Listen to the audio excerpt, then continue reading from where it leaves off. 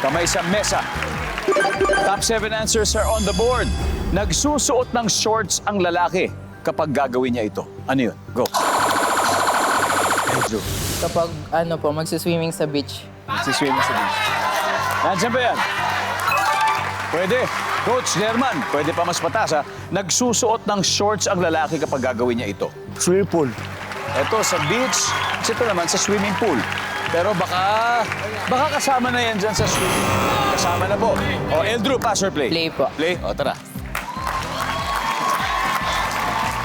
Ace, nagsusuot ng shorts ang lalaki kapag gagawin niya ito. Pag magmamall. Magmamol. Pagsami. Pagsami. Magmamol. Uy, John, nagsusuot ng shorts ang lalaki pag gagawin niya ito. Pag malapit lang yung pupuntahan. Good answer! Good answer daw eh. Oh. Good, tingnan natin. Uy. Kapag mag-gym po. Yeah. Pag mag-gym. Siyempre, nandiyan yan, Eldrew. Nagsusuot ng shorts ang lalaki kapag gagawin niya ito. Kapag aalis po. Pag-aalis! Okay. Nandyan, pag-aalis daw.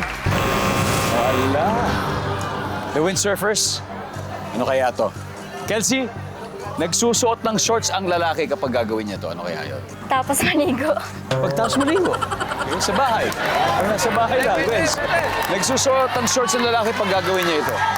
Pag mag-jogging. Pag magja-jogging. Denver. Pag sa bahay lang.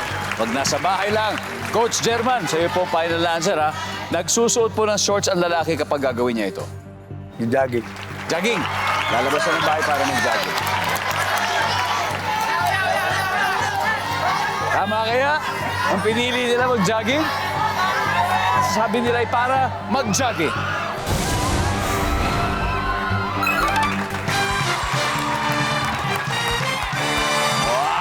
O, tignan natin kung ano pa yung mga hindi nakuha ang sagot. Number 7. The volleyball, number 6. Maglalaba, number 5.